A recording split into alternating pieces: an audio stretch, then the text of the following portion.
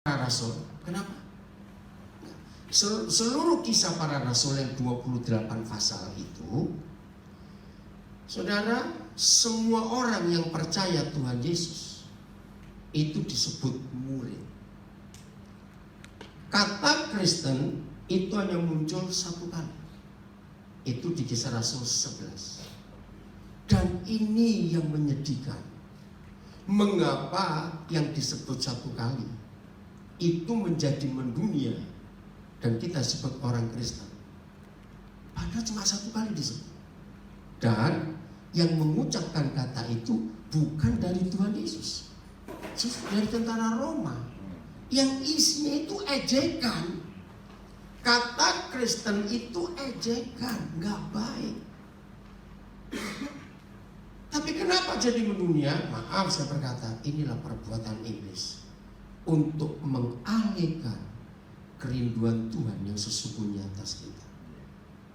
Kata murid itu ribuan kali. Kalau saya boleh pakai kata hiperbol, ribuan kali. Murid, murid, murid. Harusnya semua kita mengembalikan hati Tuhan ini. Jangan bangga disebut orang Kristen, karena gak ada unsur rohani sama sekali dalam kata Kristen itu. Sebab keluar dari mulut orang kafir. Maaf ya, harusnya murid. Nah, ini hal pertama. Kalau kita mendengar kata murid, langsung muncul apa di benak kita? Harus bilang makan, kapasnya belajar. Mendengar kata murid harus muncul belajar. Suka belajar, senang belajar, hobinya belajar. Masih nomor satu. Kalau kita hobi belajar, suka belajar, senang belajar, yang kita pelajari hal baru atau hal lama? Coba jawab jujur. Baru. Yang sudah kita tahu atau yang belum kita tahu? Ayo kita jujur pada diri sendiri. Menurut Yohanes 14 ayat 26, coba buka. Menurut Yohanes 14 ayat 26, kalau ada murid harus ada apanya? Guru. Nah, lihat guru kita itu luar biasa. Tetapi penghibur yaitu Roh Kudus yang akan diutus oleh Bapa dalam namaku, baca, dialah 1, 2, 3, dialah yang akan mengajarkan segala sesuatu kepada kita, dan tugas akan mengingatkan kita akan semua yang telah Yesus katakan kepada kita. Pelan-pelan. Yang pernah kuliah, pernah nggak tanya pada dosen-dosen? Seorang dosen, profesor sekaligus doktor, itu seorang yang paling maksimal dia bisa menguasai berapa disiplin ilmu maksimal? Ayo, yang pernah kuliah nggak tahu apa sih? Maksimal seorang dosen bisa menguasai berapa disiplin ilmu? Jawab aja, salah nggak apa-apa. Maksimal. Sepengetahuan saudara. Nah, gara-gara ayat ini saya tanya saudara kepada dosen-dosen baik di luar negeri maupun di Indonesia, karena saya ingin tahu hebat sekali dosen kita. Karena kita murid, maka kita harus punya guru yang hebat. Ayo, maksimal 4. 5 cuma ada 1-2 orang saja di dunia. 4 itu sampai dia expert, ahli, nggak bisa lebih dari itu, nggak sanggup. Tapi Roh Kudus mampu mengajar kita. Berapa? Segala sesuatu. Pernah nggak kita ngitung berapa yang disebut segala sesuatu? Nggak bisa dihitung. Ngeri. Karena sampai hari ini saya masih terlibat dalam dunia pendidikan, jadi saya ngikut. Saya belum tahu negara lain, tapi Belanda. Di negara Belanda itu kalau ditotal semua fakultas yang ada di Belanda, catat, itu lebih dari 3.000 jurusan. Satu negara. Maka itu Belanda secara termasuk negara yang maju soal pendidikan. 3.000 jurusan. Saya sampai heran, apa saja. Banyak atau sedikit kalau 3.000? Banyak. Tapi dibanding Roh Kudus sedikit dong, lebih banyak Roh Kudus. Nah, maaf ya, saya harus ngomong ini. Kalau Roh Kudus adalah satu-satunya pribadi di seluruh alam semesta ini yang sanggup dan mampu mengajarkan segala sesuatu. Kira-kira kalau kita hidup sampai umur 116 tahun, catat ini ya, kalau kita sempat hidup sampai umur 116 tahun, dan dari umur 10 tahun kita ini sudah mulai belajar, berarti sampai kita mati 116 tahun kita belajar berapa tahun? 106 tahun. Kenapa saya ambil angka 10? Sebab sampai hari ini, pertengahan September 2017 ini, dosen termuda di dunia itu umur 14 tahun. Ada di Boston University. Anak perempuan. Dia lulus SMA umur 8 tahun. Setelah itu dia kuliah S1, S2. Dan dia sudah doktor di umur 13 tahun. Perempuan. Dan dia jadi dosen termuda di dunia sekarang. Berarti bisa nggak orang belajar di umur 10 tahun? Bisa kalau begitu. Ada orangnya masih hidup. Nah, pertanyaan saya, kalau kita belajar selama 106 tahun, ngomong saja satu hari kita belajar 10 hal baru. Apakah selama 106 tahun kita belajar, kita sudah disebut menguasai segala sesuatu? Belum. Kenapa belum? Satu sudah nggak sanggup. Bukan soal nggak sanggupnya. Ada satu hal yang nggak mungkin. Ayo mikir dong. Iya kok, jangan takut salah. Maaf ya saudara, inilah kekalahan gereja, kesalahan gereja fatal. Kita nggak mau belajar, kita nggak mau diajak mikir. Maunya sudah jadi diulang lagi, sudah jadi diulang lagi. Betul tidak? Ya. Maka itu ketika hal-hal baru yang Roh Kudus ajarkan sebagai guru besar kita, ini jawaban gereja: sesat. Jangan dengar itu, sesat. Karena gereja kita nggak ngajar itu. Jawab iya atau tidak? Ya. Rugi nggak dengan kata sesat itu?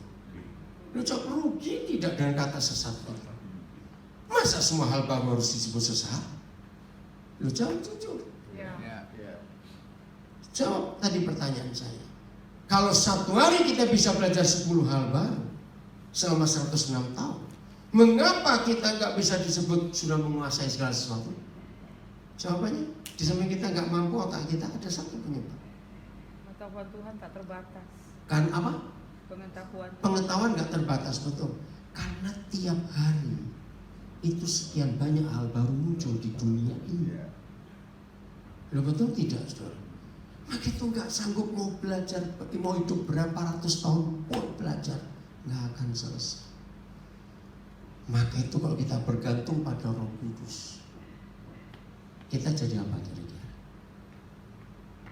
Loh, ayo.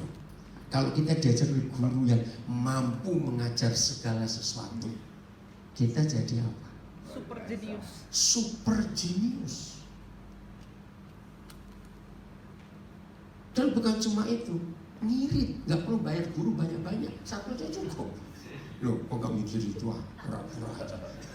Kan kita orang pelit semua. Nah, saya ingin tantang saudara untuk mengerti hal ini. Setiap hari saya dibuat kagum oleh Roh Kudus karena ditunjukkan minimal 2 hal baru kepada saya. Saya sampai heran. Maka itu saya nggak pernah membatasi dia. Roh Kudus itu pribadi yang sangat sopan. Kalau dia tahu kita membatasi dia nggak mau paksa kita untuk terima hal baru dari dia.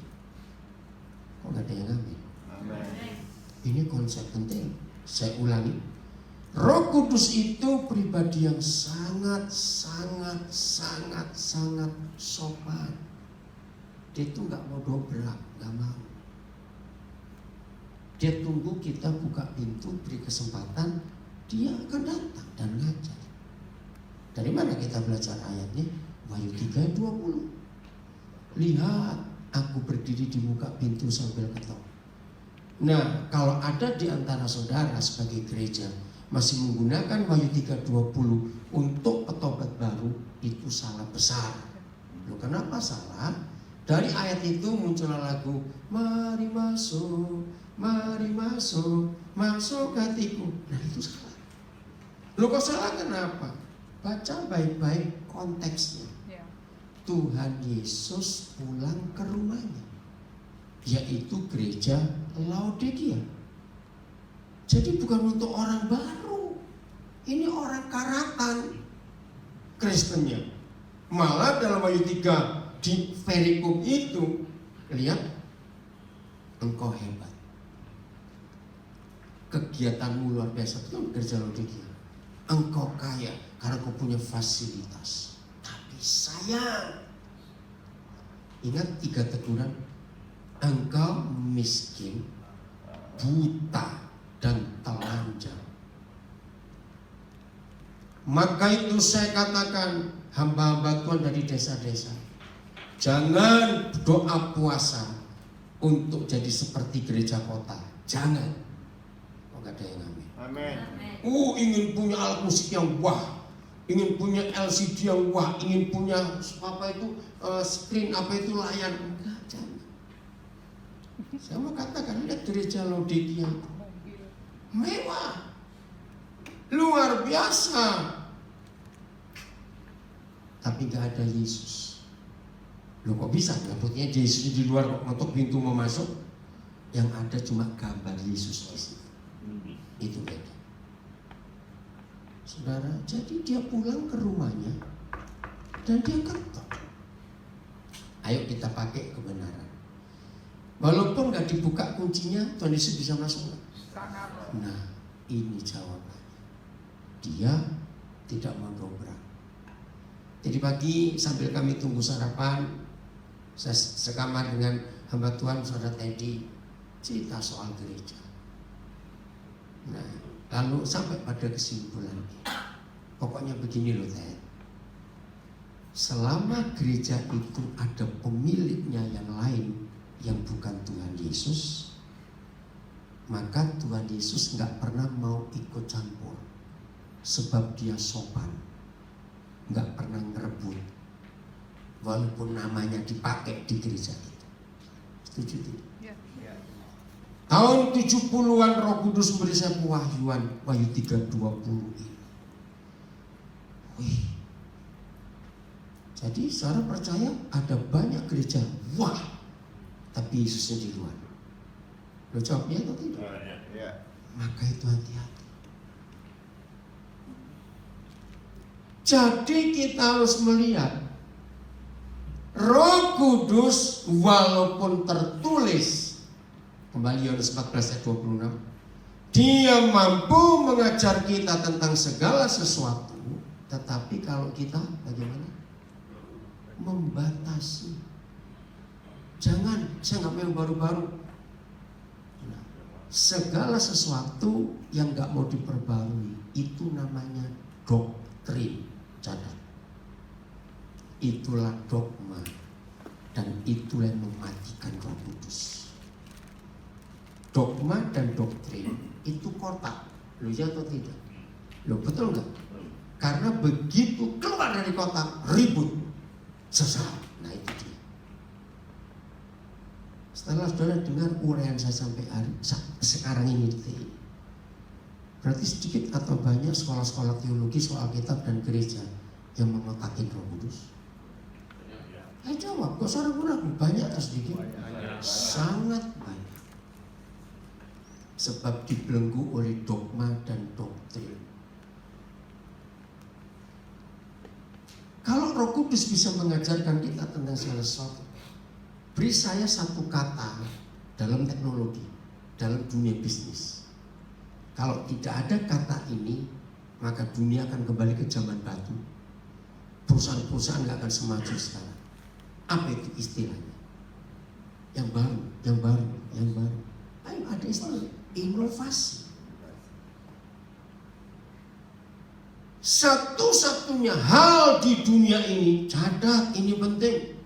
Satu-satunya hal di dunia ini yang tidak ada inovasi itu agama. Catat. Renungkan kalimat kata ini betul atau tidak. Apa saja di dalam dunia ini itu mengalami inovasi yang gak bisa di stop. Jawab ya atau tidak? Sesuatu yang computerized, alat-alat yang ada komputernya, sesuatu dari jam tangan, dari handphone, kamera, apa saja, laptop, apa saja. Sampai berapa minggu dia disebut baru? Bukan bulan loh sekarang hitungannya. Loh betul tidak saudara? Minggu. Sesuatu yang baru kita beli di toko setelah sebulan itu sudah bukan baru lagi. Bahkan kalau ada orang begini, beli sesuatu ke toko yang komputer ya apa saja, saya mau cari yang baru, gak ada. Itu sudah barang lama semua, walaupun baru datang. Kenapa ya? Karena di pabrik sudah keluar yang baru lagi. Betul? Kemarin malam sebelum ke stasiun Gubeng, saya turun dari Juanda, saya dari Nabire kemarin siang, habis khotbah sesi pertama, saya langsung berangkat ke airport. Saya tiba di Juanda hampir jam 6. Nah, ada masalah dengan iPhone saya, terus saya cari, ternyata paling dekat itu di Sutos. Ya, nah kebetulan karena Pak Teddy yang mau bareng saya, rumahnya di daerah Manuan sana, Surabaya, ya udah jemput saya di Sutos. Nah, pas saya lagi ada anak saya baru saya kasih handphone baru. Begitu sampai ada yang lebih baru lagi. Enggak lah, saya nggak mau beli. Hanya kan baru. Itu segelnya pun belum dibuka. Yang buka yang toko itu. Nah, coba saudara bayangkan. Teknologi itu luar biasa, inovasi. Hanya agama yang nggak bisa diinovasi. Renungkan kalimat. Berarti yang memberangus Roh Kudus bukan setan, tapi doktrin gereja. Renungkan hal ini. Maka itu gereja nggak ada inovasi.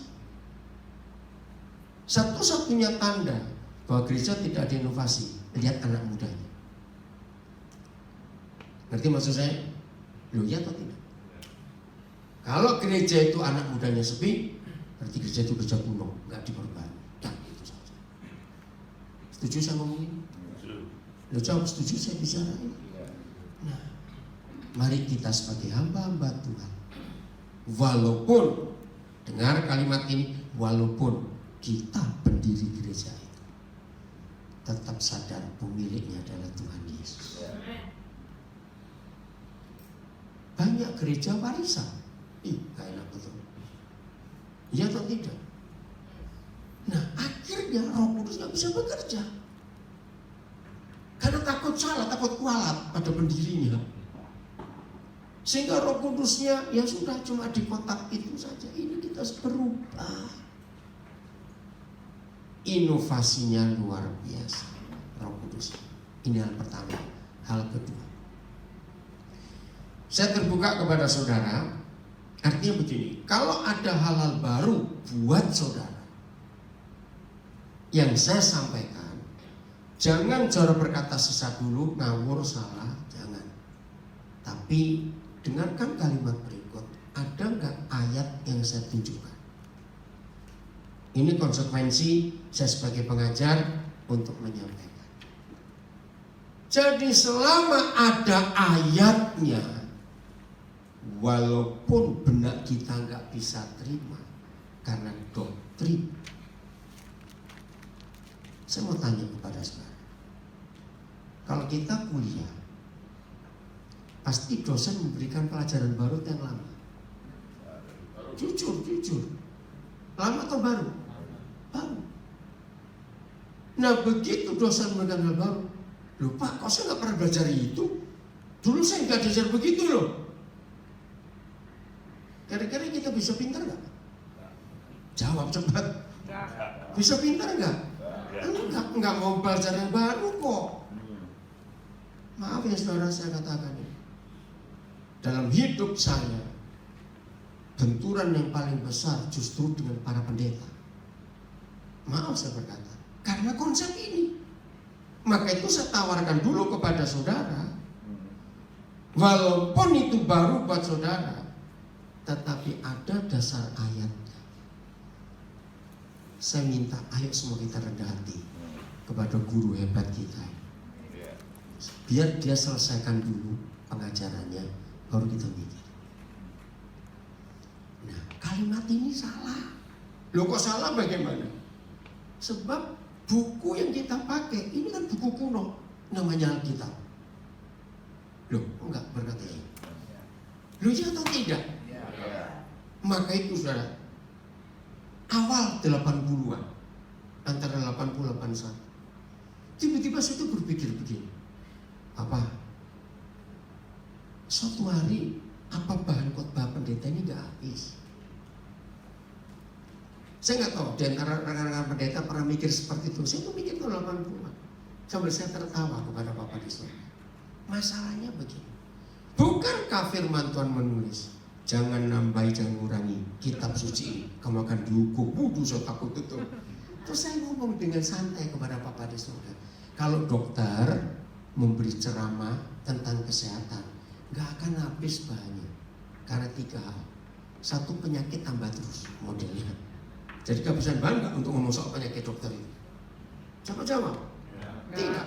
2, teknologi kedokteran luar biasa, alat-alat modern. Jadi dokter itu nggak akan kehabisan bahan.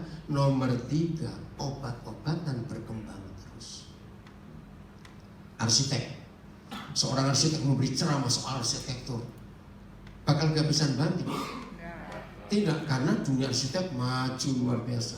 Manajemen, leadership, sudah apa saja, hukum itu berkembang terus. Saya itu ngomong, nah bahan kami kan cuma buku ini yang isi 66 kitab, apa nggak habis suatu hari? Saudara, Roh Kudus nggak jawab karena dia tahu saya bodoh. Pertanyaan ini 26 Agustus yang lalu, ya, bulan yang lalu, saya mensyukuri ini semuanya karena anugerah. 45 tahun saya khotbah. Saya khotbah pertama tanggal 26 Agustus tahun 72 di Lawang. Jadi sampai 26 Agustus 2017 45 tahun. Yang saya kagum, nggak habis-habis tuh banyak. Yang amin kok cuma ibu gembala satu doang. Yang lain gimana ini? Amin. Karena apa? Karena Roh Kudus. Itu yang saya nggak bisa ngerti. Kagum nggak dengan Roh Kudus ini kalau begitu? Betul? Ayat kedua, 1 Korintus 2:10. Wih, ini hebat sekali. Maka itu gereja Tuhan, izinkan Roh Kudus adalah arsiteknya gereja. Kenapa saya berkata Roh Kudus arsiteknya gereja?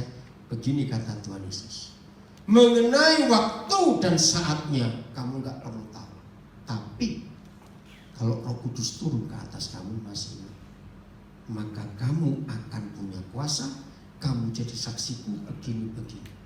Jadi menurut ayat itu Roh Kudus itu arsitekturnya gereja. Maka itu gereja maju bukan karena kita belajar ke Korea, belajar ke Amerika, belajar ke Hillsong. Tidak. Gereja akan maju kalau arsitekturnya gereja diberi kebebasan bekerja semau dia di tempat kita. Setuju? Saya satu-satunya pendeta yang berkata keras tentang model-model Korea tahun 80-an. Orang semua ingin punya bukit doa Kak Yogi. Betul? Tahun 70-an orang pengen semua Amerika. Beni, Marsolulu. Mereka itu orang-orang hebat. Tahun 2000-an semuanya ke Hillsong. Kasihan Tuhan, Roh Kudus belum punya warna sendiri untuk gereja di Indonesia, karena kita suka menonton dan menjiplak, dan itu kegoblokan kita. Maaf saya berkata, ada Roh Kudus itu inovasinya luar biasa. Setuju saya ngomong? Sebelum tahun 70-an Indonesia dijajah Belanda gerejanya. Dikit-dikit Belanda, lihat itu Belanda, lihat itu Jerman. Betul atau tidak? Sampai kapan Indonesia menjadi gereja yang Indonesia betul? Hanya Roh Kudus yang tahu. Jangan niru yang lain-lain. Bukan saya sombong, nanti saya akan tunjukkan kebenaran ini. Karena kepada kita Tuhan telah menyatakannya oleh siapa? Roh. Kembali Roh Kudus. Koma. Baca sama-sama kalimat ini setelah koma. 1, 2, 3. Sebab Roh menyelidiki salah satu. Stop dulu. Ini luar biasa. Apa bahasa aslinya, bahasa Inggrisnya menyelidiki? To search. Lalu ilmunya namanya research. Tolong catat. Satu-satunya penyebab Indonesia kalah dengan Filipina dan Malaysia, jangan sebut Singapura, sebut kejauhan betul. Malaysia dan Filipina saja, satu-satu penyebabnya. Selama 70 tahun Indonesia jadi negara, baru pemerintah Jokowi setelah tahun 70, ulang tahun yang ke-70 kepada Indonesia, pemerintah baru mulai mikir lembaga research, penelitian. Tapi terlambat. Siapa yang tahu? Hak paten tempe, bukan tempe, ya, tempe. Karena di Jember ada tempe, sebabnya. Siapa yang pegang? Jepang. Sedih betul. Jadi hak paten tempe bukan milik orang Jawa, di Indonesia milik Jepang. Tempe generasi kedua dan generasi ketiga dipegang oleh Berlin di Jerman. Karena nggak pernah research. Di dunia ini menurut WHO dalam research hanya ada 2 makanan sehat. 1 tempe, 2 kimchi yang dari Korea. Sudah berpuluh-puluh tahun belum pernah ditemukan lagi makanan yang lebih sehat dari tempe dan kimchi. Ini luar biasa. Tapi sayang yang punya paten bukan Indonesia. Sawah terbesar yang ada di Asia Tenggara itu di Indonesia. Tetapi lembaga research padi itu dipegang Manila. Sudah lebih dari 70 tahun. Ada apa dengan bangsa ini? Maka itu ketika Jokowi jadi presiden pertama, kalau saya dengar kata diaspora, itu idenya presiden kita yang baru ini. Ternyata banyak orang-orang Indonesia yang jenius di luar negeri. Nggak bisa pulang, sebab nggak diberi kesempatan untuk research. Di semua negara di dunia untuk maju, maka biaya riset itu harus biaya paling tinggi, pengeluaran terbesar. Apalagi Indonesia negara begitu kaya, sumber daya alam, hutan, semuanya. Baru Jokowi. Nah, sekarang saya mau dikit lagi nggak enak? Ya dikit lagi supaya saya makin sadar. Ya, maka itu tolong rekan-rekan gembala, maafkan saya kalau saya ngomong jangan tersinggung. Khotbah kita harus berubah. Jangan cuma Galilea, Yudea, Samaria, surga, neraka. Anak muda capek. Betul? Mama. Jadi khotbah kita harus diinovasi. Kok gak ada yang ngamen? Amin. Kalau tidak, itu kembali ke zaman Flintstone lagi. Maaf ya saya ngomong ini, boleh ya saya ngomong ini? Gak ada yang tersinggung toh? Boleh. Ya sudah. Ini loh saudara, bangkit. Saya sebut saja 3 nama orang hebat yang mendunia. Satu Saifullah, orang Kediri. Sekarang dia tinggal di Amerika. Dia ini menemukan gelombang 3G, 3G. Orang Kediri. Waktu dia menemukannya, waktu dia di Melbourne. Tapi Melbourne tertawa, nggak mungkin. Mana bisa, itu kan masih di otakmu. Dia pindah ke Jepang. Di Jepang ditertawakan juga. Akhirnya dia ke Amerika dan diterima di Amerika. Baru sekian tahun saja 3G mendunia. Ternyata ada orang lain lagi, saya nggak tahu. War 4G sekarang. Coba saya ajak mikir. Apa jadinya kalau teknologi komputer tidak ketemu chip, tahu chip ya? Prosesor paling kecil sedunia. Jadi apa? Yang ngerti komputer pasti tahu. Kalau nggak ada chip, komputer itu segajah-gajah gede. Handphone itu lebih gede dari ulek-ulek. Karena nggak ada chip. Nah, penemu chip itu orang Jakarta. Klik di Google, namanya Sehat Sutarjo. Sudah pindah ke Amerika karena di Indonesia nggak dikasih kesempatan. Jadi waktu diaspora pertama diadakan oleh Presiden Jokowi di Jakarta, Sehat Sutarjo datang, Saifullah datang, disebut nama lain lagi. Ini orang-orang hebat.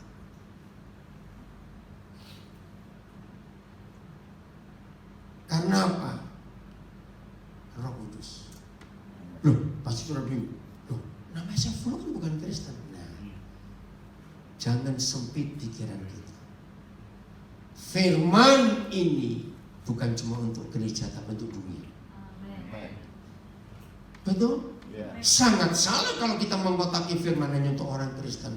Kerdil sekali. Maka itu saya buktikan. Yang bukan Kristen, tetapi memberi kesempatan Roh Kudus, orang itu bisa hebat. Apalagi kita yang punya firman ini. Harusnya pikirnya begitu. Nah, sampai di sini saudara mendengar apa yang saya uraikan. Jadi semangat nggak melihat Alkitab? Betul? Apakah kalau kita ngajar begini anak-anak muda nggak tertarik? Jadi tertarik. Pelan-pelan lagi.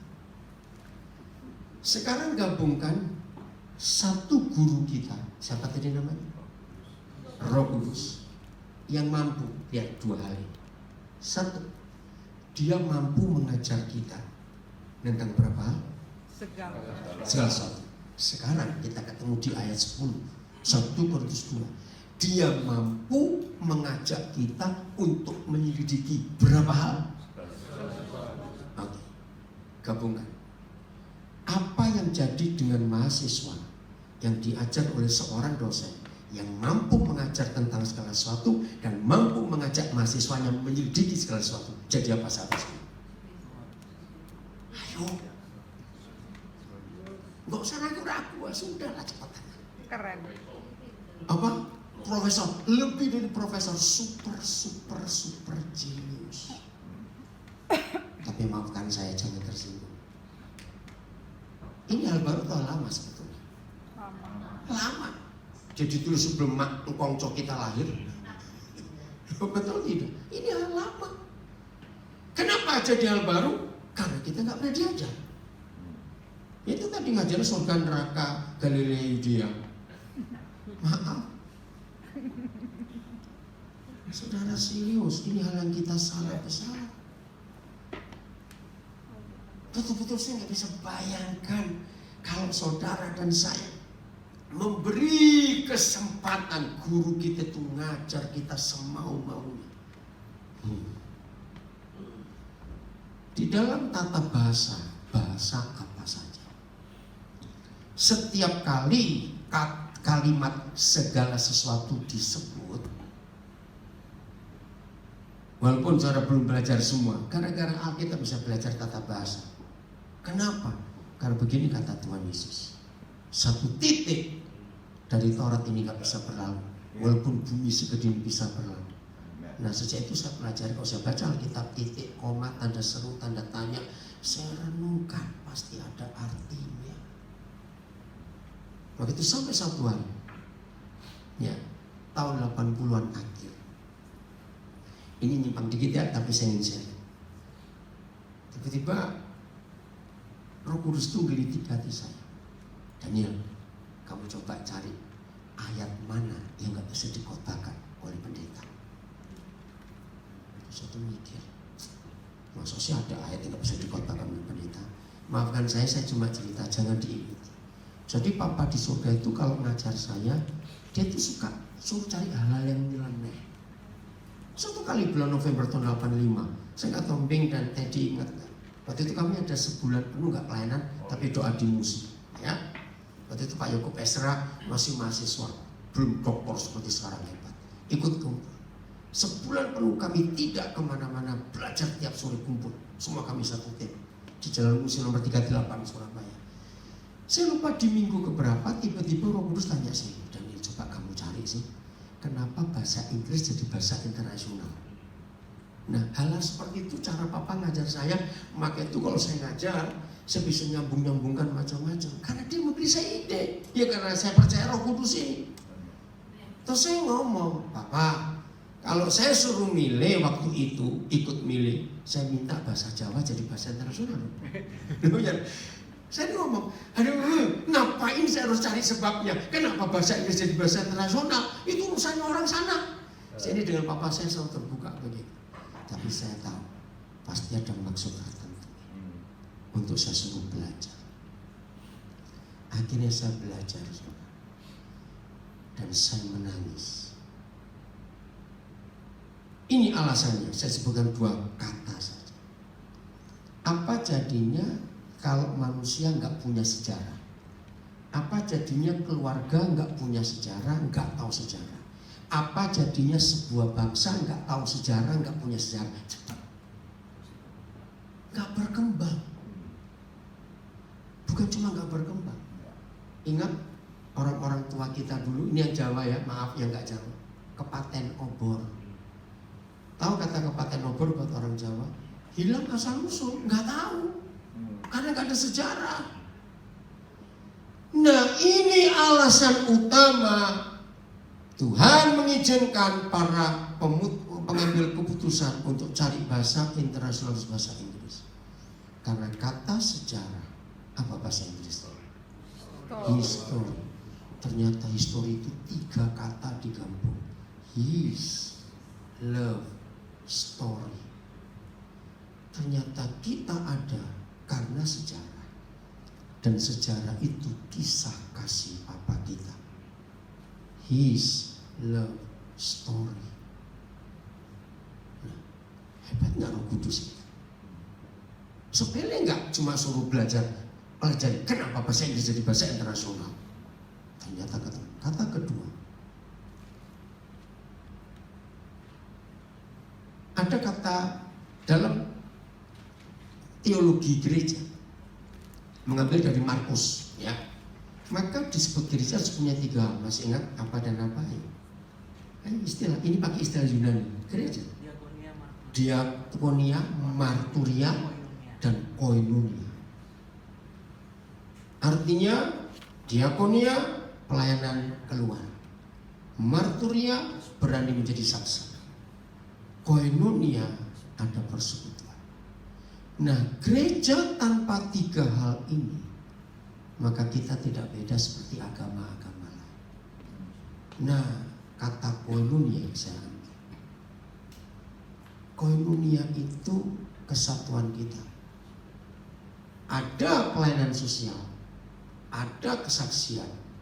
Tanpa kita bersinergi, tanpa kita berfellowship, tanpa kita berkoinonia, kita nggak jadi apa-apa. Kenapa? Sombong. Karena merasa nggak butuh yang lain. Betul? Kenapa Paulus menyebut kita ini tubuhnya Kristus?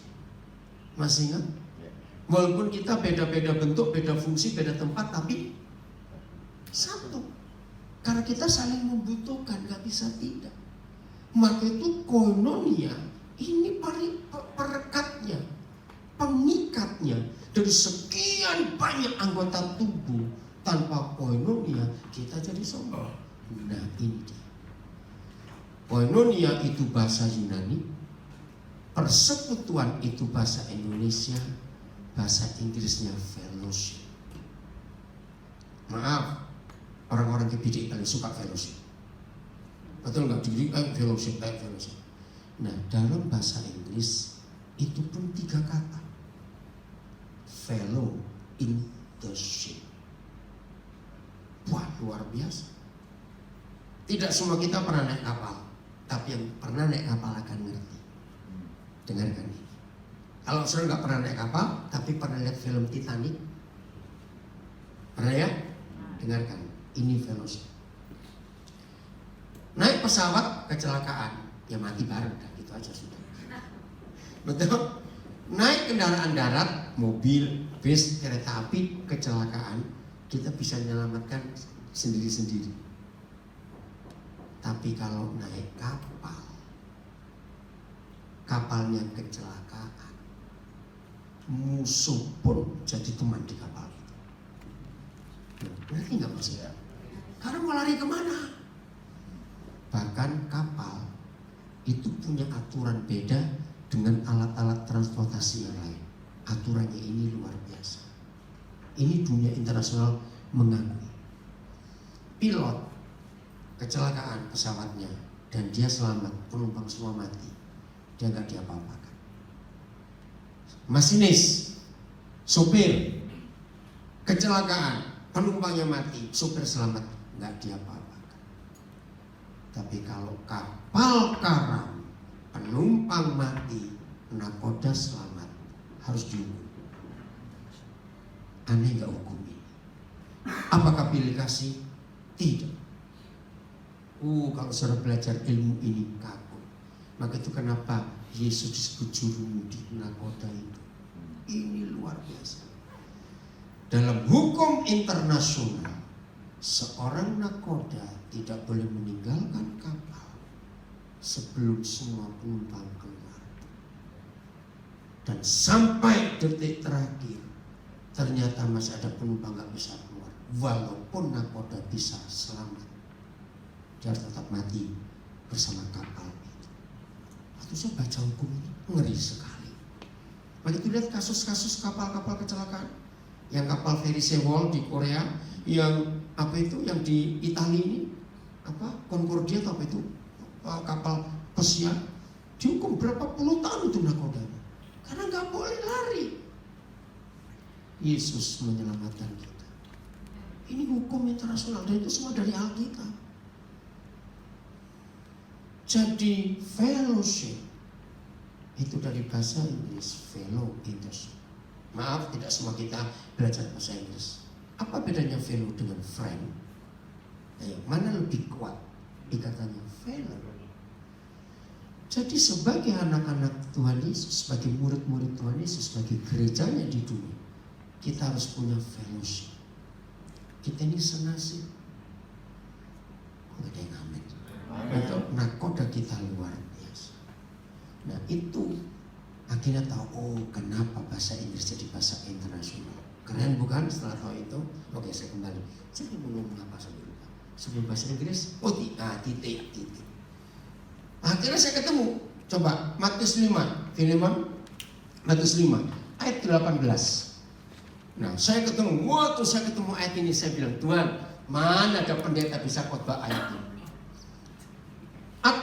Karena aku berkata kepadamu, sesungguhnya selama belum lenyap langit dan bumi ini, satu iota atau satu titik pun tidak akan ditiadakan dari hukum Taurat sebelum semuanya terjadi. Saudara, ternyata bahasa-bahasa di dunia ini ada banyak yang menggunakan tanda-tanda baca. Ibrani ada. Coba nanti kalau saudara keluar di pintu sebelah kanan situ, ini pertama kali, coba lihat sana. Saya tunjuk sana itu tangan saya. Saudara lihat nanti, saya pertama kali melihat doa Bapa Kami dalam bahasa Jawa. Itu luar biasa. Ya. Nah, maka itu saya ini kalau datang ke tempat yang baru, saya langsung baca semua tulisan apa saja. Dan ada satu tulisan bagus tentang musik di luar sana. Saya foto tadi. Bagus. Tadi Papa foto di mana? Papa lupa pakai kamera. Ya, dikatakan tentang Beethoven, tentang Mozart, siapa lagi lupa, bagus, saya foto. Saya ini suka musik masalahnya. Nah, saya baca, saya lihat, saya nggak baca. Nah, huruf Jawa, huruf Mandarin, huruf Thailand, huruf Asia, ya, huruf bahasa apa saja suku-suku, itu titik koma kalau dihilangkan artinya berubah tidak? Nah, itu masuk ayat 18. Satu tanda baca kalau ditiadakan artinya lain. Nah, dari sejak itu saya kalau baca Alkitab begitu teliti, dari koma pun saya perhatikan ada kuasanya, jangan dilewati. Maka itu para pengkhotbah belajar untuk menghormati ayat 18 ini, teliti betul-betul, pasti ada maksud. Nah, satu titik. Nah, saya ngomong, Papa, saya ketemu ayat yang gak ada doktor teologi pun bisa kotak tentang titik. Ayo mengkotakkan. Titik, ya titik habis, yang bisa kotak. Saya tertawa, saya merasa menang. Maksud saya begitu. Tapi Tuhan tahu, saya tetap bodoh. Didiemin. Sampai bulan Mei tahun 93. Enggak apa-apa ya, belum ngomong soal kota dulu ya. Selama 1 jam saya ngomong. Padahal supaya kita tahu ya. Sampai bulan Mei 93, kami baru setahun menikah. Kami pelayanan ke California. Nah, kami nginap di Pasadena di rumah Virgo Handoyo Englo. Ya, 2 malam kami di sana. Nah, begitu saya masuk, itu sudah sore jam makan. Tapi dia bilang, Koden tunggu dulu ya, saya masih menyelesaikan email saya. Email? Asing buat saya. Sama dia Englo, loh, email itu apa? Englo ini Pak Virgo ini orangnya apa celelean loh saya bilang itu. Surat listrik, Koden surat listrik. Saya malah bingung, apalagi surat listrik. Electronic mail, itu terjemahannya surat listrik. Apa itu loh? Email ini bisa bekerja kalau ada internet. 93 bulan Mei, suara Indonesia belum ada. Loh, apalagi internet itu. Waduh, ini yang saya sulit menerangkan Koden. Pokoknya begini, sekarang ada teknologi baru, bisa kirim surat lewat komputer. Oh begitu. Ya saya nggak ngerti. Nanti saya makan, saya tunjukin. Saya lagi kirim email ke teman saya di New York.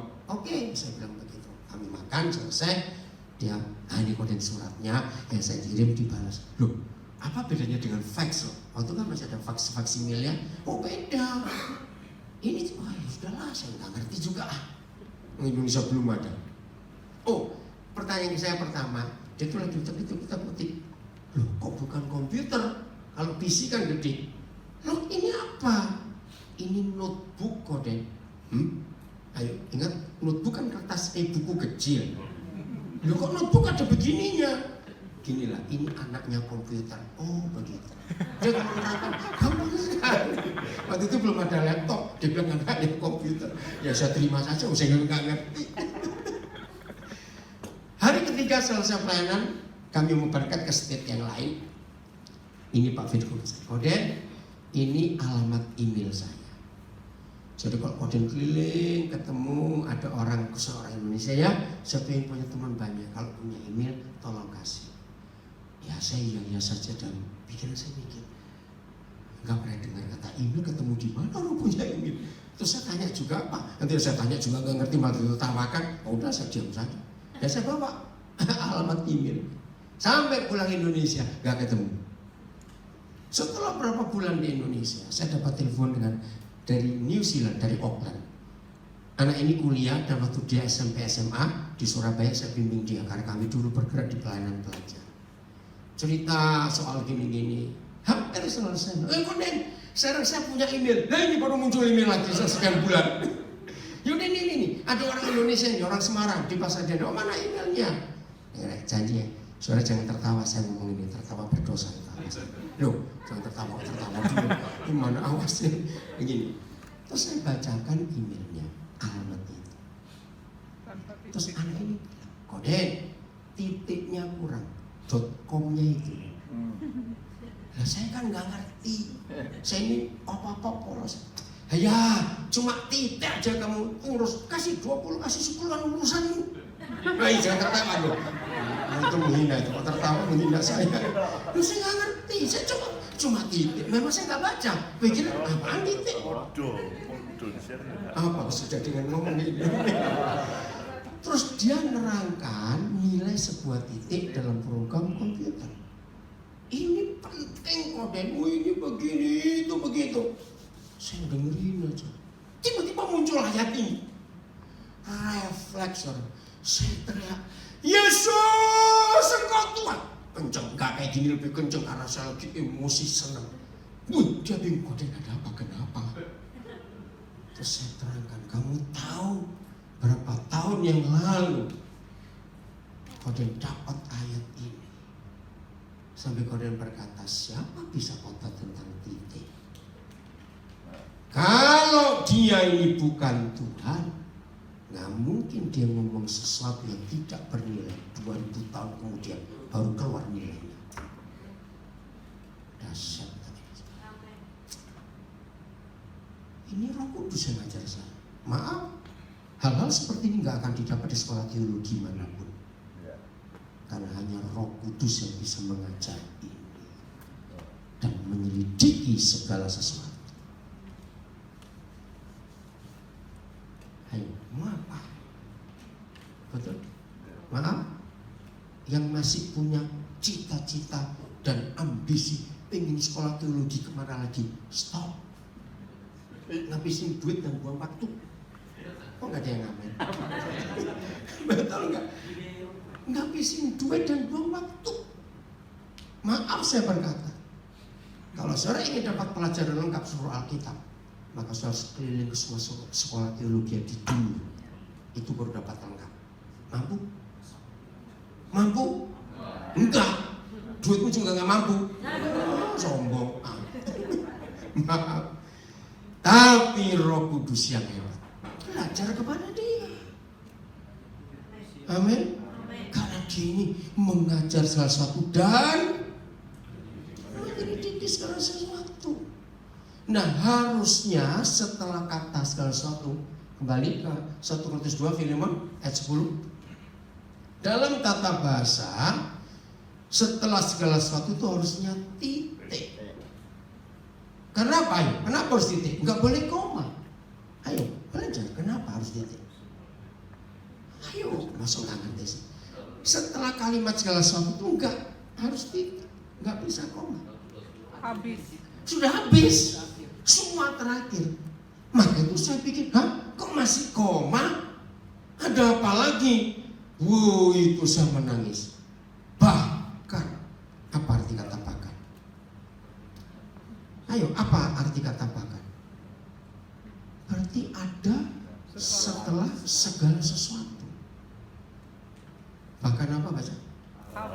Hal-hal yang tersembunyi dalam diri Bapa kita.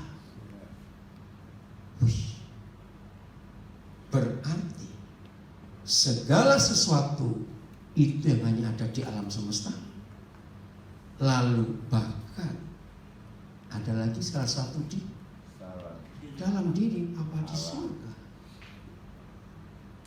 Apa kesimpulannya? Kalau kita diajar Roh Kudus seperti ini, maaf jangan tersinggung. Seharusnya bisa atau tidak seorang pengkhotbah, seorang pengajar kehabisan bahan. Kalau yang ngajar, nah, kalau yang ngajar dokter teologi ya pasti habis. Betul? Karena kita terbatas. Maka itu bergantung pada Roh Kudus itu luar biasa. Hebat saudara. Satu ayat lagi. Ini satu sesi sudah habis loh. Belum ngomong soal kesejahteraan kota kita, tidak apa-apa nanti ya. 1 Yohanes 2:27. Coba lihat ini 1 Yohanes 2:27. Wih, luar biasa lagi. Maaf. Tuhan tolong kami. Ini hal baru. Kalau masih ada di antara kita bicara urapan itu hanya seputar kesetrum, merinding, nangis, jatuh, rebah, kejat-kejat. Itu salah besar. Salah besar. Sejak Roh Kudus mengajar saya tentang ayat ini, ternyata inilah satu-satunya ayat di Perjanjian Baru. Satu-satunya ayat di Perjanjian Baru. Apa itu pengurapan? Siapa itu pengurapan? Ingat, dua kata ini saya pakai. Apa itu pengurapan dan siapa itu pengurapan? Ternyata di seluruh Perjanjian Baru hanya 1 Yohanes 2 ayat 27.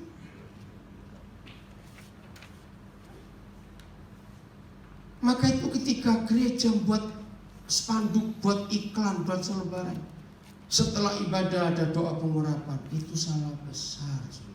Maaf, itu enggak alkitabiah. Nah, jangan kaget dulu. Semua harus ada dasar ayat. Ya, lihat. Sebab di dalam diri siapa? Kamu. Jangan bilang kamu, itu kita. Ya, saya. Ada kata apa? Nah, stop dulu. Apa terjemahan tetap ada? Selalu. Sudah ada. Nggak usah diotak-atik lagi. Nggak usah ditambahin lagi. Loh, betul tidak? Ya. Sebab di dalam diri kita tetap ada pengurapan. Jadi nggak perlu bolak-balik. Sampai ada yang bawa minyak ke gereja lagi. Ngapain?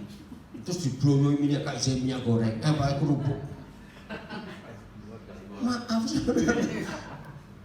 Salah besar. Pelan-pelan. Ada satu kata yang diulang 4 kali di ayat ini. Dan 4 kali kata itu, itulah urapan itu. Ya. Sebab di dalam diri kita tetap ada pengurapan yang telah, bukan akan, yang telah kita terima daripadanya. Karena itu tidak perlu kita diajar. Itu ya kata ajar ini itu. Diajar oleh orang lain. Tetapi sebagaimana apanya? Apa fungsinya? Mengajar. Mengajar siapa?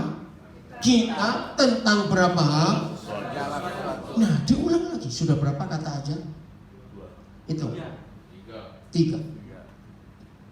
Diajar, mengajar, dan pengajarannya itu benar. 3 ya. Tidak dusta. Dan sebagaimana ia dahulu. Lihat.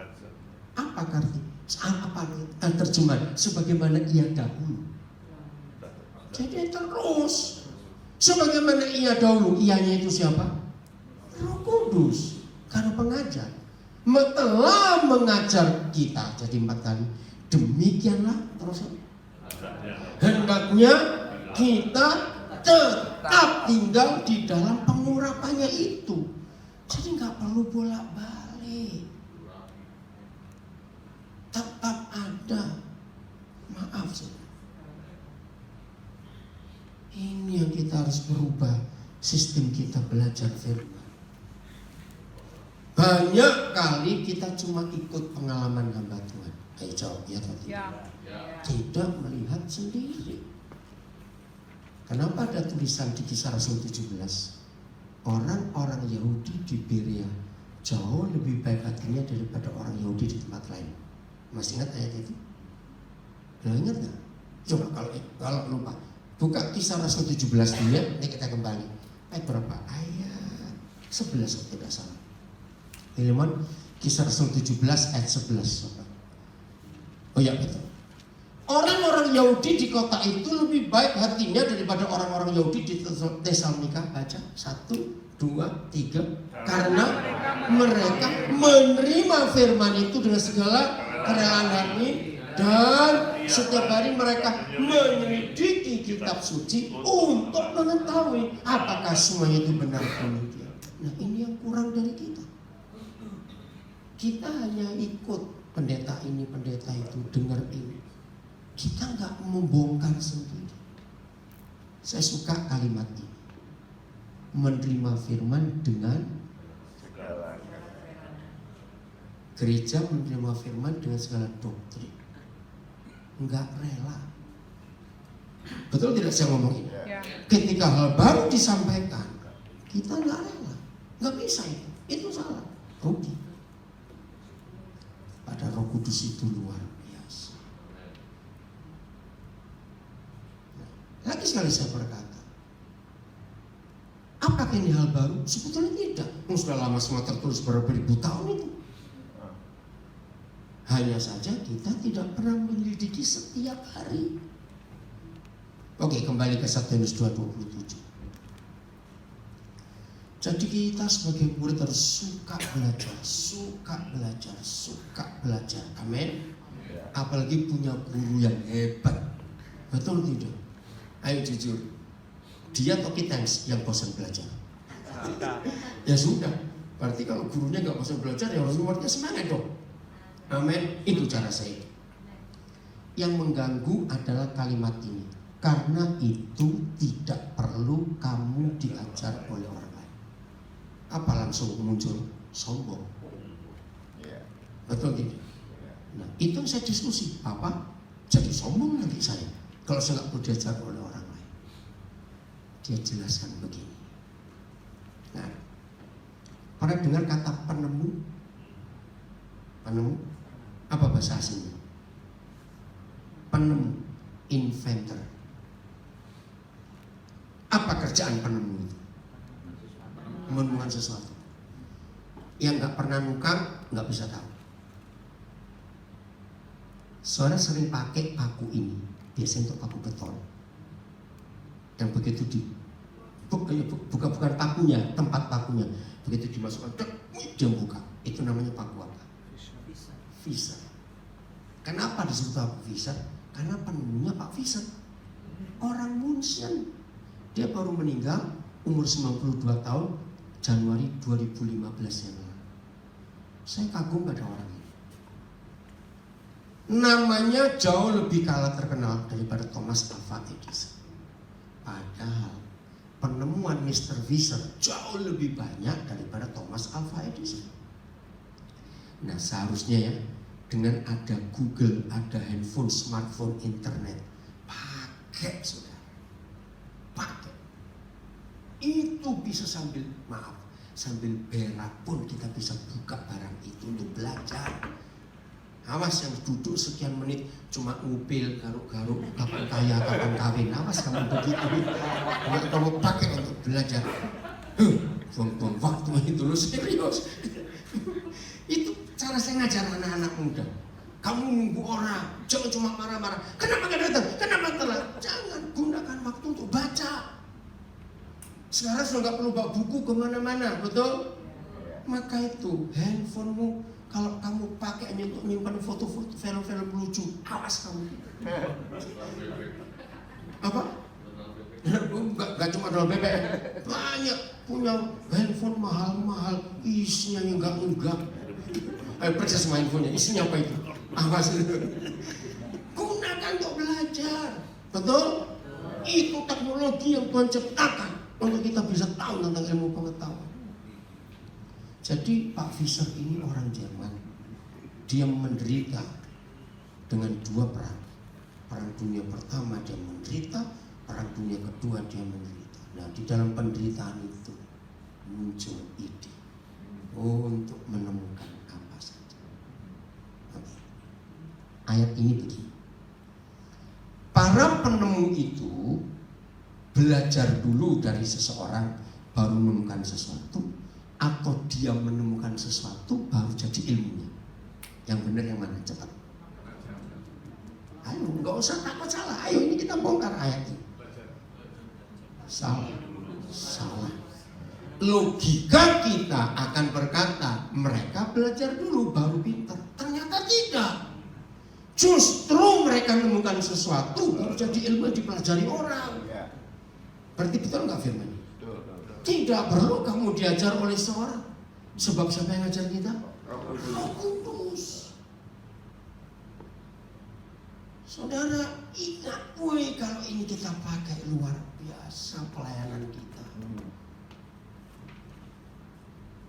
Nanti Pak Ishak akan bersaksi setelah sesi pengajaran. Kenapa? Berapa kali saya ke Pasiria? Pelayanan yang Tuhan percayakan buat mereka di Pasiria. khususnya sekolah luar biasa. Bayangkan orang Lumajang, orang Malang menyekolahkan anak di situ. Yang terakhir kami ke sana bulan kapan ya? Juni. Oh Agustus kemarin lupa. Yang Agustus ya. Itu ada suami istri punya anak dia autis bapak saya lupa. Sampai kontrak rumah meninggalkan kerjaan. Saya tanya dari mana? Dari Malang. Loh, apa di Malang gak ada sekolah begini? Ada Pak, tapi yang kami butuhkan pelayanannya. Sampai saya kaget, Malang itu satu-satunya kota yang hebat di dunia, nggak ada. Loh kenapa? Satu, namanya Malang, tapi orangnya mujur. Bukan itu yang ngomong itu. Dengar, ternyata di dunia ini belum ada kota yang bisa ngalahkan Malang. Pabrik pendetanya paling banyak. Tahu kata pabrik pendeta? Sekolah kitab itu paling banyak sedunia loh saudara. Saya sampai heran, apa idenya Tuhan dulu membuat Malang jadi pabriknya pendeta. Saya nggak tahu ada yang pernah itu nggak, ada berapa sekolah kitab masuk Malang, Batu, Lawang ya, 3 itu. Luar biasa.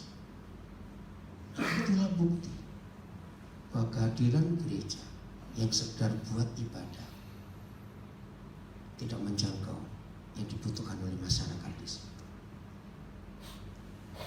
Hebat. Ada yang belum pernah ke Pastian? Coba saudara datang, lihat ke sekolahnya. Sinar kasih apa? Sinar kasih ya. Kau bisa pelangi kasih. Luar biasa. Istri saya sampai nangis waktu itu. Ada dokter, sudah tua, dokter apa ini? Dia Surabaya umur berapa ini? 70. Sunoto Pratama. 81.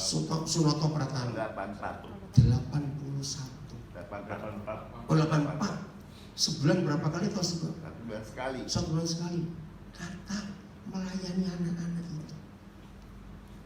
Waktu ketemu terakhir dia bilang, tolong Pak Daniel cari murid-murid sebelum saya mati. Saya ingin bagi ilmu saya ini. Gratis saya ajari 3 bulan untuk aku puntur. Saya sampai nangis. Ada orang punya hati seperti itu. Sebelum saya mati saya ngajari gratis, saya nggak mau terima duit. Kirim orang dari Papua. Wih, saya sampai heran. Dia mau datang ke Pasirian. Kalau dia mau cari duit, Surabaya juga dapat berapa. Orang setua itu nggak ada jalan lain. Kereta juga tidak ada, harus naik mobil. Berapa jam? Karena apa? Ada hati Yesus di sini. So, dokter ini mendatang. Begitu nanti kita dengar kesaksian supaya mensejahterakan kota di mana kita ada. Kita itu memikirkan rakyatnya. Oke, saya kembali lagi. Jadi untuk menemukan pelayanan-pelayanan yang dibutuhkan oleh masyarakat di sekitar kita, jangan belajar ke gereja A, gereja B, gereja C. Minta Roh Kudus. Dia akan mengajar kita tentang segala sesuatu. Oke, saya akhiri dulu sebelum kita istirahat. Ini sekarang saya beri beberapa semampu saya ingat, karena saya nggak ada persiapan untuk itu. Bahwa Alkitab ini luar biasa. Bukan cuma dari segi otoritas firman yang hebat. Ingat Yohanes 1 ayat 3. Ingat gak? Coba baca, buka dulu firman ini dahsyat. Nah, sampai saya berkata begini, Bapak, seandainya Alkitab hanya ada 1 ayat ini saja, buat saya cukup. Kenapa? Coba baca 1, 2, 3. Segala sesuatu dijadikan demikian, dan tanpa dia tidak sesuatu pun dapat terjadi, dan segala yang dijadikan. Siapa dia di situ? Firman. Firman. Karena ayat 1 bilang pada mulanya adalah firman. Kalau bahasa Arabnya kun fayakun itu di Al-Quran. Semuanya terjadi karena ucapan firman. Hebat sekali firman. Sungguh kita bersyukur kepada Tuhan untuk ayat ini. Nah, dari ayat ini kita percaya di dalam Alkitab ada otoritas. Betul? Yang tertinggi lagi. Setelah itu baru yang lain. Nah, ini yang tertinggi. Segala sesuatu dijadikan oleh firman, firman dan firman. Nah, ayat ini memotivasi saya untuk percaya bahwa Alkitab itu dari bahasa Arab. Al artinya segala-galanya. Kitab itu buku. Jadi induknya segala buku adalah Alkitab. Maaf ya saya ngomong. Kita para pengkhotbah, jangan sekali-kali kalau kita lagi ngajar, maaf, supaya dilihat orang hebat, yang kita khotbahkan buku. Buku ini saudara, menurut buku ini, menurut buku itu, maaf, saya nggak pernah respect. Kenapa? Dengarkan. Satu, mana lebih punya otoritas, Alkitab atau buku-buku itu? Jelas. Dua, kalau nggak ada Alkitab, nggak akan ada buku-buku itu. Nah, saudara boleh membahas buku kalau di ceramah umum. Tapi saya bersyukur, walaupun saya diminta untuk ceramah, untuk ngajar di semua bidang, nggak cuma gereja, saya nggak pernah bisa pakai buku lain, hanya Alkitab. Karena ini induknya segala buku. Tolong stop khotbahkan buku, sampaikan firman yang nggak bisa habis. Setuju saya ngomong ini sekarang? Saya pesan pada teman-teman saya pendeta, silakan baca buku. Kalau saudara mendengar saya ngajar, saya banyak baca buku enggak? Pasti. Tapi saya bersyukur tetap firman Tuhan segala-galanya. Karena ayat ini saya menghormati otoritas tertinggi. Nah, ilmu pengetahuan sangat tergantung dengan yang namanya jurnal. Ngerti maksudnya? Nah, siapa hafal Filipi 2 ayat 9 dan 10? Bahwa suatu hari semua lidah akan mengaku bahwa Yesus itu Tuhan, dan setiap lutut akan tutup mulut. Nah, salah satu yang Roh Kudus ajarkan kepada saya, kapan dan semua lidah akan mengakui bahwa aku ini Tuhan, ketika di jurnal itu dipenuhi oleh tulisan Alkitab yang tertua, yang tertua, yang tertua. Ngerti nggak maksud saya? Nah, saya akan coba seingat saya, karena terlalu banyak. Maka waktu saya melihat fakta ini, hebat sekali. Oke. Sebelum ada negara demokrasi seperti sekarang, dulu negara-negara di sistem apa? Kerajaan, betul? Dan rata-rata diktator, betul tidak? Kejam-kejam kaisar raja-raja itu. Negara mana, kerajaan mana pertama di dunia yang runtuh? Dan itu membuat negara kerajaan lain runtuh di dunia. Ayo, ada revolusi apa? Revolusi Perancis tahun 1778. Monarki pertama yang runtuh di dunia adalah monarki Perancis. Jadi negara Republik Perancis sampai hari ini. Sejak itu satu persatu, termasuk negara-negara kerajaan di Jawa, di Nusantara, runtuh satu persatu. Termasuk kekaisaran Tiongkok yang runtuh tahun 1911.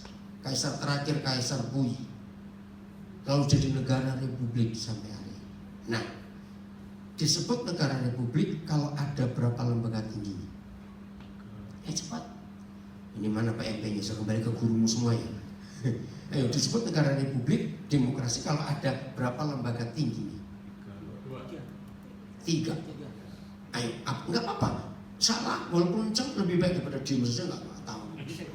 Iya, eksekutif, legislatif, yudikatif. Saudara, di dalam jurnal internasional, siapa yang menulis tertua di dunia tentang 3 lembaga ini? Kaget. Yesaya 33 ayat 22. Hebat nggak Alkitab? Nah, sampai hari ini nama Yesaya belum pernah diturunkan. Karena para arkeolog belum pernah menemukan siapa yang lebih tua dari Yesaya yang pernah menulis 3 lembaga. Yesaya 33 ayat 22. Maka itu saudara, makin hari saya belajar Alkitab semakin tertarik. Wow, luar biasa. Sebab Yahweh ialah apa? Hakim kita, yudikatif. Nah, urutannya ini yang hebat. Ketika anak saya yang pertama ngambil jurusan sosial politik, saya ajak dia diskusi. Dan ini hukumnya. Pilar utama lembaga tertinggi terpenting dari 3 itu adalah kehakiman. Sebab negara itu seperti rumah. Rumah perlu pilar nggak? Perlu tiang tidak? Jawab, perlu. Kalau nggak roboh. Nah, tiang utama negara adalah keadilan. Dan di negeri ini, ya mudah-mudahan Presiden kita Jokowi mampu menegakkan keadilan. Tapi sulit. Di sini bajingan yang berkuasa. Betul? Bukan pejabat yang takut Tuhan. Ahok yang takut Tuhan dipenjarakan. Tapi tunggu Tuhan akan buat sesuatu. Karena Tuhan sayang Indonesia. Kita yakin untuk itu. Saudara lihat. Jadi Tuhan sebut pertama adalah yudikatif. Mahkamah Agung. Pengadilan. Indonesia menjadi satu-satunya negara di dunia di mana ada jaksa dan hakim duduk di kursi terdakwa. Maka itu pilar ini hancur di negara. Lembaga kedua, Yahweh ialah yang memberi hukum. Ini legislatif, kata legal, legis. Ini DPR-nya. Lembaga ketiga, Yahweh ialah raja kita. Ini pemerintahnya, ini eksekutifnya. Dari 3 plural jamak menjadi tunggal, koma apa? Dia stop dulu. Kenapa dari 3 hakim memberi hukum raja kok menjadi dia? Ini ilmu politik yang luar biasa yang saya temukan. Negara demokrasi akan kuat, rakyatnya selamat kalau 3 lembaga itu bersatu. Yudikatif, legislatif, eksekutif. Mahkamah Agung, DPR dan pemerintah bersatu, itu jadi negara yang menyelamatkan rakyat. Tapi Indonesia, puji Tuhan, setelah 70 tahun Indonesia merdeka, ada presiden yang lumayan, nggak boleh kata begitu. Walaupun kurus kerempeng kayak tukang parkir, tapi ini presiden hebat sekali, betul tidak? Sebetulnya saya mau banyak memberi contoh dia soal kesejahteraan kota, tapi nanti sesi kedua. Ternyata pemikirannya luar biasa. Menteri Ibu Susi Pujastuti sudah lama ada di Indonesia. Kenapa baru Jokowi bisa menemukan orang ini? Saya tahu nama Susi itu tahun 2012 karena ada pesawat Susi Air masuk ke Nabire. Waktu itu orang Papua bilang, ada pesawat mama, ada pesawat mama. Tapi pesawat mama apa? Saya nggak tahu Susi itu. Nah, akhirnya saya selidiki siapa Susi ini. Saya lihat di Google, wih, ini orang hebat. Nah, saya tahu nggak? Mengapa 100% atau 90% pilotnya orang asing? Ini hebatnya Ibu Susi. Di luar negeri jadi pilot itu nggak semudah di Indonesia. Kenapa? Aturannya pelik. Sebab satu mati, tuntutannya besar. Di Indonesia banyak rakyatnya mati banyak pun nggak apa-apa. Maka itu jadi pilot gampang di sini. Nah, Ibu Susi ngerti. Dia masukkan di internet. Nah, pilot-pilot muda lulusan negara-negara maju itu kan perlu jam terbang. Ya, betul tidak? Nah, untuk cari jam terbang di negara mereka, ampun, susah antrinya, nggak segampang itu. Di Indonesia gampang. Ibu Susi ngundangin mereka. Jadi walaupun mereka pilot bule istilahnya, gajinya nggak mahal karena butuh pilotnya. Maka itu saudara klik di YouTube ya. Aduh saya lupa. Ini gila. Jadi di YouTube ini sampai jadi tren dunia. Pilot-pilot Susi Air yang terbang ke Papua itu pakai kamera. Itu seru. Ada pernah lihat nggak itu? Saya lupa. Kalau nggak cari Susi Air aja atau pilot Susi Air. Gitu. Saudara bisa tahu di situ medannya Papua. Kenapa? Satu-satunya daerah di Indonesia yang banyak kecelakaan pesawat Papua. Karena cuacanya nggak bisa diramal. Tapi jangan takut ke Papua, saya ngomong gini. Ini Pak Yanis bilang ada temannya orang Ambulu baru sampai Nabire hari Kamis kemarin. Saya yang jemput. Saudara, ngomong apa tadi? Oh ya, Ibu Susi. Jadi Ibu Susi ini luar biasa. Kok bisa tahu Pak Jokowi? Berarti orang ini hebat. Lalu pertanyaannya, presiden sebelumnya kemana semua? Tidur, betul. Oke, nah maka itu ketika 3 lembaga ini bajingan semua, rakyat hancur. Ini literatur tertua. Apalagi ya itu komputer sudah ada ya, ada di Alkitab kata titik darah. Kapan dunia kedokteran mengalami revolusi? Sebelum ada ayat ini ditemukan, maka dulu kalau orang sakit mengeluh datang ke tabib, kalau tabibnya dulunya, aduh sakit ini, ya karena nggak ada alat-alat, nggak ada apa-apa, langsung dioperasi bagian yang sakit.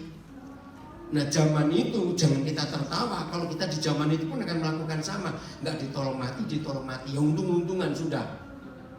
Artinya kapan mengalami revolusi? Ternyata ini literatur tertentu. Waktu manusia menemukan apa sih sebabnya? Imamat 17 ayat 11. Kalimat pertama saja coba ya. Habis ini kita istirahat. Imamat 17 ayat 11. Karena apa? Nyawa. Ayo baca. Karena nyawa makhluk ada di dalam darahnya. Stop dulu.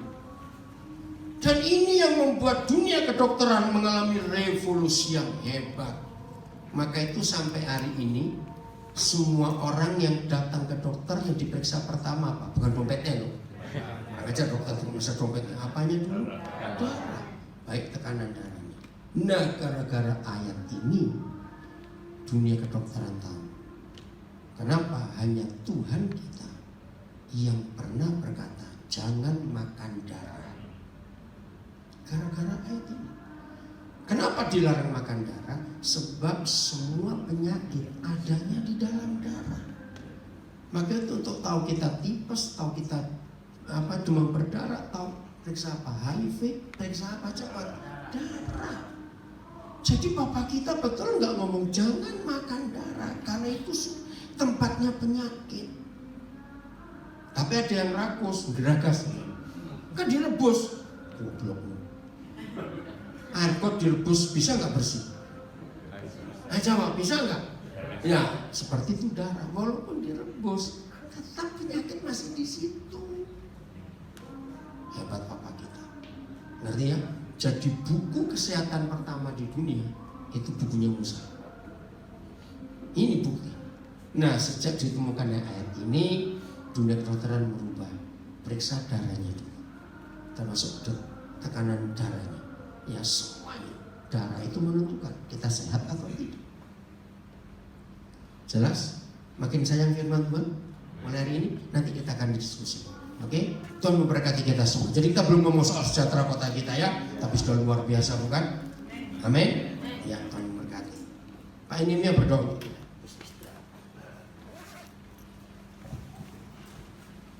Mari kita berdoa.